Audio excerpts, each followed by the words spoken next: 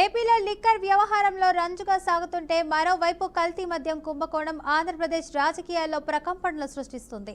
ఇదిగో మీ నేతలే నకిలీ లిక్కర్ దందా నడిపించారంటూ వైసీపీ ఆరోపణాస్త్రాలు సంధిస్తోంది. ఇక దీంతో డిఫెన్స్ లో పడిపోయిన తెలుగుదేశం వెంటనే సదరు నేతలను పార్టీ నుంచి సస్పెండ్ చేసి దిద్దుబాటు చర్యలను చేపట్టింది. ఇక వరుస అరెస్టులు, విదేశాల నుంచి నేతల వీడియోలతో ఏపీ పాలిటిక్స్ మొత్తం లిక్కర్ చుట్టూనే తిరుగుతున్నాయి. ఇంతకీ నకిలీ ఎవరిది, అసలు సాల్తీ ఎవరనే వార్తలు తెలుగు రాష్ట్రాల్లో షికార్లు కొడుతున్నాయి. నకిలీ మద్యం తయారీ కేసులో లోతుకు వెళ్లే కొద్దీ సంచలన విషయాలు బయటపడుతున్నాయి. ఇక ఈ మాఫియాకు రింగ్ మాస్టర్ అద్దెపల్లి జనార్దన్ రావు, తయారీ నుంచి అమ్మకాలు, కలెక్షన్లు, వాటాల పంపిణీ అంతా జనార్దన్దే. ఆఫ్రికా దేశాల్లోని మద్యం డిస్టిలరీలో సుదీర్ఘకాలం పనిచేసిన అద్దెపల్లి జనార్దన్ రావు అచ్చం అదే నమూనాను ఆంధ్రప్రదేశ్లోకి దించేశారు. ఇక అక్రమంగా మద్యం తయారీలో ఆరితేరిన ఆయన ఆ నేర విధానాన్నే ఇక్కడ అనుసరించారు. ఇక వందల కోట్ల రూపాయల పెట్టుబడి పెట్టి డిస్టిలరీ, బ్రూవరీ నెలకొల్పాల్సిన అవసరం లేదు. ఇక వివిధ శాఖల నుంచి అనుమతులు పొందాల్సిన పనే లేదు. ఇక వందల మంది ఉద్యోగులు అక్కర్లేదు. చిన్న గది, అందులో ఓ వాటర్ ట్యాంక్, 2 మోటార్ల బ్లెండింగ్ ట్యాంక్, 1-2 చిన్న యంత్రాలు అంతే. వాటితో స్పిరిట్, క్యారమెల్ ఫ్లేవర్ కలిపేసి పెద్ద ఎత్తున మద్యం తయారు చేసేస్తారు. ఇక వాటిని సీసాల్లో నింపేసి ప్రముఖ బ్రాండ్ల లేబుల్లో అతికించేసి మూతలు బిగించేసి అమ్మేస్తుంటారు. ఇక ఈ నాసిరకం మద్యం ప్రజారోగ్యానికి తీవ్ర ముప్పులు కలిగించి వేగంగా ప్రజల ప్రాణాన్ని హరిస్తుంది. దక్షిణాఫ్రికాలో అమ్ముడయ్యే ప్రతి 5 మద్య సీసాల్లో 1 నాసిరకం హానికరమైనది. ఇక కెన్యా మార్కెట్లో సగానికి పైగా నాసిరకమైన ప్రజారోగ్యానికి హాని కలిగించే మద్యమే. జాంబియా, మొజాంబిక్లలో ఇంకా దారుణ పరిస్థితులు. ఆయా దేశాల్లో ఇలాంటి మద్యం తయారీ యూనిట్ల కుటీర పరిశ్రమల్లా ఉంటాయి. ఇక అధికారులు దాడులు చేసి సీజ్ చేస్తే ఆ యంత్రాలను అక్కడే వదిలేసి మరో చోట కొత్త యూనిట్ మొదలు పెడతారు. ఇక అద్దెపల్లి జనార్దన్ రావు ఇలాగే కొద్దిపాటి పెట్టుబడితో నకిలీ మద్యం తయారీ యూనిట్లు పెట్టుకున్నాడు.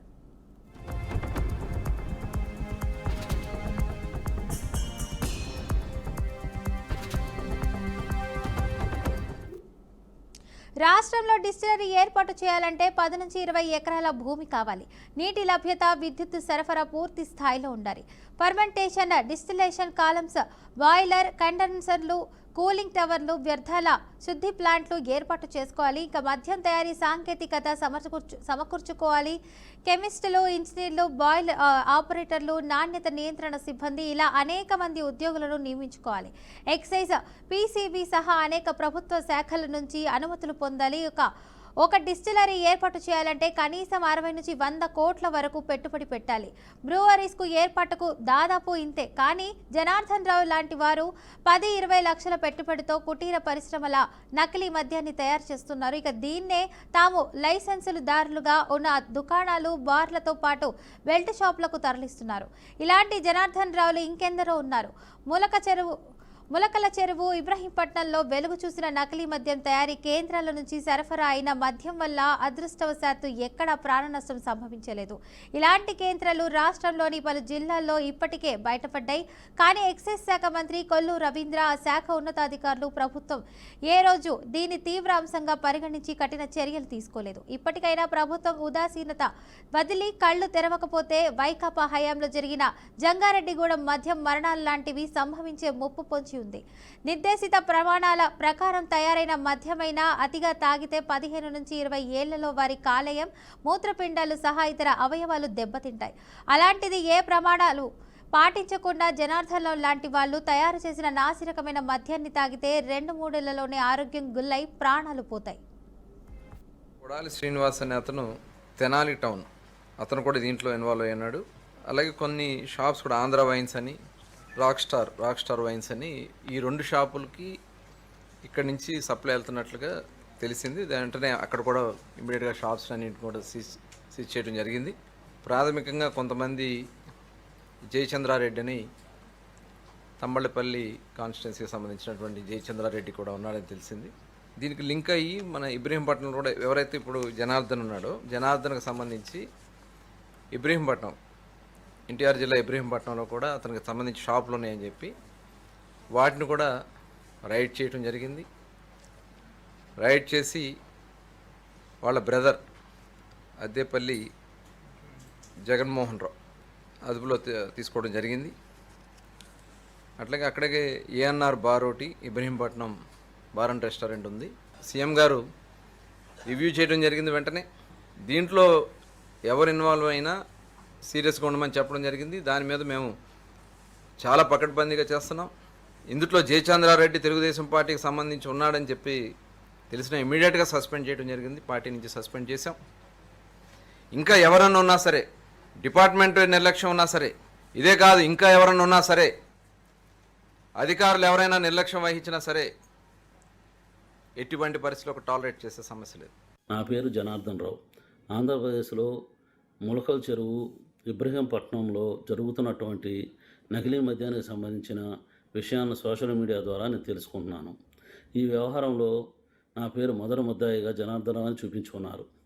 ములకల్ చెరువు కేసులో వాస్తవం ఈ కల్తీ మద్యం గురించి తంబళ్ళపల్లిలో ఉన్నటువంటి తెలుగుదేశం నాయకులకు కానీ ఏ ఇతరులకు కానీ సంబంధం లేదు.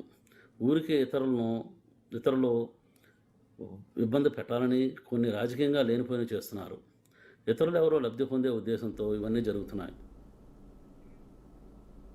రైట్గా ఇదే అంశానికి సంబంధించి పూర్తి సమాచారాన్ని మా ప్రతినిధి శ్రీనివాస్ అయితే అందిస్తారు. చెప్పండి శ్రీనివాస్, అసలు యాక్చువల్గా అక్కడ ఏపీ రాజకీయాల్లో నకిలీ మద్యం వ్యవహారం ఎలా ప్రభావం చూపుతుందంటారు? అసలు ఇది బాహ్య ప్రపంచానికి తెలిసేలా బీఆర్కే న్యూస్ ఇప్పుడే మొత్తం అన్ని కూడా అన్ని ఆధారాలతో చూపించబోతున్నది. అన్ని మనం చూడొచ్చు, స్క్రీన్ మీద చూడొచ్చు.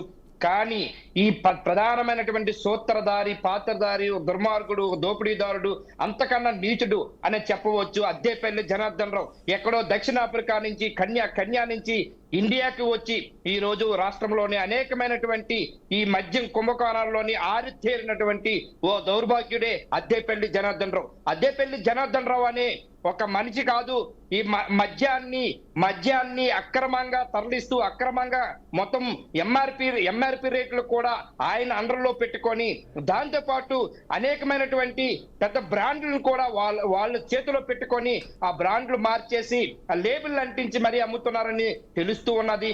కానీ బాహ్య ప్రపంచానికి తెలిసేలా బీఆర్కే న్యూస్ నిఘా నీడలోని దొరికిపోయినటువంటి అద్దేపల్లి జనార్దన్ రావు పైన బీఆర్కే న్యూస్ పూర్తిగా సమాచారం సేకరించింది. ఈ సమాచారం భాగంగానే అద్దేపల్లి జనార్దన్ రావు చేసిన లాగడాలు, ఒకప్పుడు వైఎస్ఆర్సీపీ అధికారంలో ఉండేటప్పుడు ఇప్పుడు తెలుగుదేశం పార్టీ అధికారంలో ఉన్నది. ఈ రెండు పార్టీలతోటి కుమ్మక్క, ఈ రెండు పార్టీ నాయకులతోటి ఆనాడు ఎక్సైజ్ శాఖ మంత్రి, ఈ రోజు ఎక్సైజ్ శాఖ మంత్రి, వీళ్ళందరితో కలిసి ఈ అద్దేపల్లి జనార్దన్ రావు మొత్తం డబ్బులకి మాట్లాడుకొని ఈ కల్తీ మద్యానికి పూర్తిగా ప్రజలను బానిసలు చేసి ప్రజలను దోచుకున్నటువంటి దొంగే అద్దేపల్లి జనార్దన్ రావు. ఈ అద్దేపల్లి జనార్దన్ రావు పైన ఎటువంటి చర్యలు తీసుకుంటారా, ఏ విధంగా తీసుకుంటారా అనేది ఇప్పుడున్నటువంటి ఎక్సైజ్ శాఖ మంత్రి చెప్పాలి. ఎందుకు అంటే ఎక్సైజ్ శాఖ మంత్రి ఇప్పటికైనా తేరుకొని ఏదో చెప్తున్నారు, తెలుగుదేశం పార్టీకి సంబంధం లేదని, తెలుగుదేశం పార్టీకి ఎటువంటి వాస్తవం తెలియదని, కేవలం తెలుగుదేశం పార్టీకి ఎటువంటి దీని మీద ఓనమాలకు కూడా తెలియదని చెప్పించుకునే పరిస్థితి ఈ రోజు ఉన్నటువంటి ఎక్సైజ్ శాఖ మంత్రి కూడా చెప్పిస్తున్నాడు. కానీ ఇప్పుడు చెప్తున్నది బీఆర్కే న్యూస్ నిఘా నీడలో దొరికిపోయినటువంటి అద్దేపల్లి జనార్దన్ రావు పైన చర్యలు తీసుకోవాలని కోరుతూ ఉన్నాం. కానీ ఈ రోజు కోరుతున్నది ఎంఆర్పి రేట్లు ఆయన అండర్లో పెట్టుకొని 100 కోట్ల రూపాయలు డీల్ మారినట్టు తెలుస్తూ ఉన్నది. ఆ ప్రభుత్వానికి గండి కొట్టినట్టు తెలుస్తూ ఉన్నది. ప్రభుత్వానికి గండి కొట్టడమే కాకుండా ప్రభుత్వానికి ఏదైతే ఉన్నదో ఈ బాహ్య ప్రపంచంలోని ఇట్లాంటి దుర్మార్గులు ఎవరైతే ఉన్నారో, ఇట్లాంటి మద్యాన్ని బానిసలుగా చేసి ప్రజల్ని కల్తీ మద్యంలోకి చూపించినటువంటి అద్దేపల్లి జనార్దన్ రావు మనం జంగారెడ్డిగూడెంలో చూసాం. జంగారెడ్డిగూడెంలో వైసీపీ ఆయంలోని జంగారెడ్డిగూడెంలో చనిపోవడానికి కారకుడే అద్దేపల్లి జనార్దన్ రావు. అక్కడ ఒక కన్యా దేశంలో కూడా ఇదే పరిస్థితి. కన్యా దేశంతో పాటు దక్షిణాఫ్రికా దేశంలో ఇదే పరిస్థితి. దక్షిణాఫ్రికా కన్యా దేశంలోని ఆరితేరినటువంటి దొంగ అద్దేపల్లి జనార్దన్ రావు. ఈ అద్దేపల్లి జనార్దన్ రావు అక్కడ కుప్పలుగా తీసుకొచ్చి మద్యాన్ని ఇక్కడ ఆంధ్రప్రదేశ్ లోని కుప్పల తెప్పలుగా తీసుకొచ్చి ఆంధ్ర తెలంగాణ రాష్ట్రంలోని 2 రాష్ట్రాలని అనేకమైన కొన్ని వందల కోట్ల ముడుపులు ఇచ్చి దీనికి బ్రాండ్ తయారు చేస్తారని తెలుస్తూ ఉన్నది. ఏదైతే ఈ అద్దేపల్లి జనార్దన్ రావు పైన ఈ రాష్ట్ర ప్రభుత్వము ఏదైతే ఉన్నదో తెలుగుదేశం పార్టీ కూడా చెబుతూ ఉన్నది, మాకు సంబంధం లేదు అని చెబుతున్నది, ఆయన మీద యాక్షన్ తీసుకుంటామని చెప్తున్నది, ఆయన మీద ఏమి లేవని చెప్తుంది. కానీ అద్దేపల్లి జనార్దన్ రావు బ్యాక్గ్రౌండ్ నుంచి వచ్చిందంతా కూడా వైఎస్ఆర్సీపీ తెలుగుదేశం పార్టీ ముఖ్య నేతలతోటి, ఎక్సైజ్ శాఖ మంత్రులతోటి, అధికార యంత్రాంగంతో కుమ్మక్కయి పూర్తిగా ఒక ప్లాంట్ పెట్టాలంటే కనీసం 100 నుంచి 200 కోట్ల రూపాయలు ఖర్చు అవుతుంది. ఈవేళ పనివాళ్ళు లేకుండా, ఎవరు కూడా ఉద్యోగస్తులు లేకుండానే ఇవన్నీ చేస్తున్నారంటే ఈ బాహ్య ప్రపంచానికి తెలియకుండా, ఇంకా మూడో వ్యక్తికి తెలియకుండా ఈ కల్తీ మద్యాన్ని తయారు చేస్తున్నటువంటి ఈ అద్దేపల్లి జనార్దన్ రావు పైన చర్యలు తీసుకోవాలి. అద్దేపల్లి జనార్దన్ రావుతో పాటు రాష్ట్ర వ్యాప్తంగా అనేకమైనటువంటి సందర్భాల్లోని అనేకమైనటువంటి రాష్ట్ర వ్యాప్తంగా ఉన్నటువంటి చాలా దిక్కల, ముఖ్యంగా విశాఖపట్నం జిల్లా గాని, అదే అచ్యుతాపురం ప్రాంతంలో గాని, మరోపక్క పరవాడ ప్రాంతంలో గాని అనేకమైనటువంటి ఫార్మాసిటికల్స్ ఉన్నాయి. అక్కడ కూడా జరుగుతుందని తెలుస్తూ ఉన్నది. అది ఈ మధ్య కాలంలోనే ఇవన్నీ బయట పెడుతూ ఉన్నాయి. అట్లాగే కాకుండా చాలా మంది ఉన్నటువంటి రాష్ట్రంలో ఉన్నటువంటి మంత్రులకి, ఎమ్మెల్యేలకి, కొంతమంది అధికార యంత్రాంగానికి కూడా వీళ్ళందరికీ కూడా ముడుపులు అందుతున్నాయని, వీళ్ళందరిలో జరుగుతున్నాయని అద్దేపల్లి జనార్దన్ రావు అనే ఒక గ్యాంగ్ స్టార్ ఎవరైతే ఉన్నారో ఈ దేశాల్ని పాకి ఈ రాష్ట్రానికి అడుగుపెట్టి ఈ కల్తీ మద్యాన్ని తయారు చేస్తూ బాహ్య ప్రపంచానికి తెలియకుండా దుర్మార్గంగా వ్యవహరించి ఎంతో మంది ప్రాణాలు తీసినటువంటి ఒక గ్యాంగ్ స్టార్ దొంగే, దుర్మార్గుడే అద్దేపల్లి జనార్దన్ రావు. అద్దేపల్లి జనార్దన్ రావు మీద ఎంత జరిగినా సరే ఆనాడు వైసీపీ అధికారంలో ఉన్నప్పుడు ఏం చేయలేదు.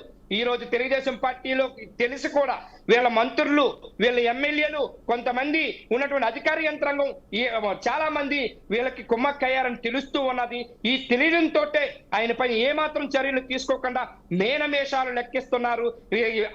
అదే విధంగా చాలా దారుణంగా కల్తీ మద్యం వల్ల ఎంతో మంది ప్రాణాలు కోల్పోయిన పరిస్థితి వచ్చింది. కానీ ఇప్పుడు ప్రతి మద్యం షాపుల్లోని, ప్రతి బెల్ట్ షాపుల్లోని ఇదే తంతు ఏర్పడుతున్నది. ఈ రోజు రాష్ట్ర ప్రభుత్వం కూడా బెల్ట్ షాపులు పెట్టడానికి ముఖ్యంగా కారణమే ఈ కల్తీ మద్యాన్ని పూర్తిగా బయటికి పంపించడానికి, అమ్మకాలకి పూనుకోవటానికి అధికార యంత్రాంగంతో పాటు ఎవరైతే ఉన్నారో ఎక్సైజ్ శాఖ మంత్రి కూడా ప్రమేయం ఉందని అద్దేపల్లి జనార్దన్ రావు కూడా కొంతమంది దగ్గర చెబుతున్నట్టు కూడా మాకు బీఆర్కే న్యూస్ కూడా తెలుస్తూ ఉన్నది. ఇవన్నీ చూస్తూ ఉంటే ఈ అద్దేపల్లి జనార్దన్ రావు పైన ఎటువంటి చర్యలు తీసుకుంటారో ఏంటో అనేది అది త్వరలో తేలబోతున్నదని తెలుస్తూ ఉన్నది. కానీ బీఆర్కే న్యూస్ మాత్రం ఈ నిఘా నీడలో మాత్రం ఇట్లాంటి దుర్మార్గుల్ని, ఇట్లాంటి దోపిడీదారుల్ని, ఇట్లాంటి గ్యాంగ్స్టర్లని, మాఫియాల్ని బాహ్య ప్రపంచానికి తెలిసేలా చూపించబోతున్నది. రైట్ శ్రీనివాస్, ఇక ఈ నకిలీ మద్యం ప్రజల ఆరోగ్యంపై కలిగించే ప్రభావాలు ఏంటంటారు? ఈ నకిలీ వైద్యం శుభ్రంగా పూర్తిగా ఏదైతే ఉన్నదో పూర్తిగా ప్రజల్ని పూర్తిగా ఒక వైద్య పరంగా చూసుకుంటే నకిలీ ఏదైతే మద్యం వల్ల పూర్తిగా నష్టపోయేది శ్వాసనాళాల నుంచి అంగవాహిక నుంచి పూర్తిగా ఊపిరితిత్తుల భాగం నుంచి లివర్ మీద ఎఫెక్ట్ అవుతుంది. లివర్ నుంచి పూర్తి గ్యాస్ట్రిక్, ప్యాంక్రటిస్ అంటాం మనం, గ్యాస్ట్రిక్ మీద పడుతుంది. ప్రేగుల్ని పూర్తిగా చుట్టేస్తుంది, ప్రేగుల్ని పూర్తిగా తినేస్తుంది. ఈ కల్తీ మద్యం వల్ల పూర్తిగా కిడ్నీ మీద, ఊపిరితిత్తుల మీద, శ్వాసనాళాల మీద, అంగవాహిక మీద, పూర్తిగా ప్రేగుల మీద ఎఫెక్ట్ చూపెడుతుంది. దీని ద్వారానే హార్ట్ కి బ్లడ్ పంపింగ్ అవ్వక, ఆక్సిజన్ అందక చనిపోవడానికి ప్రమాదం ఎక్కువగా ఉంటది. ఇది ఇట్లాంటి దుర్మార్గులు, ఏ గ్యాంగ్స్టర్లు అద్దేపల్లి జనార్దన్ రావు పైన ఇట్లాంటి చేసినటువంటి వారి పైన దేశద్రోహం కింద కేసు నమోదు చేయాలి. ఇట్లాంటి వారిని దేశం నుంచి వెలబెట్టాలని చెప్పేసి బీఆర్కే న్యూస్ పూర్తిగా చెప్పబోతున్నది. అయితే శ్రీనివాస్, ఇప్పటి వరకు ప్రభుత్వ చర్యలపై మీ అభిప్రాయం, భవిష్యత్తులో తీసుకోవాల్సిన చర్యలు ఏంటంటారు? పూర్తిగా అద్దేపల్లి జనార్దన్ రావుని దేశద్రోహం కేసు వేసి దేశాల నుంచి తరలించాలి. ఇక్కడ ఎక్కడో దక్షిణాఫ్రికా దేశం నుంచి, కన్యా దేశంలోని ఇట్లాంటి చర్యలకు పాల్పడి మన రాష్ట్రంలో అడుగుపెట్టినటువంటి అద్దేపల్లి జనార్దన్ రావు చేసిన ఆగడాలు, అద్దేపల్లి జనార్దన్ రావు చేసిన దుర్మార్గాలు, అద్దేపల్లి జనార్దన్ రావు చేసినటువంటి మద్యం మాఫియా పూర్తిగా గ్యాంగ్స్టార్ రూపంలో ఉన్నది. ఈ గ్యాంగ్స్టార్లు ఎట్లా ఉపయోగిస్తారంటే బెదిరిస్తారు, బెదిరింపులు పాల్పడతారు, బెదిరించి అధికార యంత్రాంగంతో పాటు రాజకీయ నాయకుల అండర్లో పెట్టుకొని 100 కోట్ల రూపాయలు దారి మళ్ళినట్టు కూడా తెలుస్తూ ఉన్నది. కానీ ఆయన మీద చర్యలు తీసుకోవాల్సింది రాష్ట్ర ప్రభుత్వము, ముఖ్యమంత్రి చంద్రబాబు నాయుడు గారు, అట్లాగే కూటమి ప్రభుత్వం పూర్తిగా అట్లాంటి వ్యక్తిని దేశద్రోహం కింద కేసు నమోదు చేసి దేశం నుంచి వెలబెట్టాలి. అట్లాంటి వాళ్ళని ఇక్కడ ఉంచకూడదు. నడి రోడ్లో ఇట్లాంటి మద్యం, కల్తీ మద్యం ఉపయోగిస్తున్నటువంటి అద్దేపల్లి జనార్దన్ రావుని నడి రోడ్లో ఉరి తీయాలి. లేదు అనుకుంటే అట్లా చేస్తేనే ఈ మాఫియాకి అడ్డుకట్ట వేసే అవకాశం ఎక్కువగా ఉంటుందని తెలియజేస్తున్నాం. Right, thank you Srinivas for the update.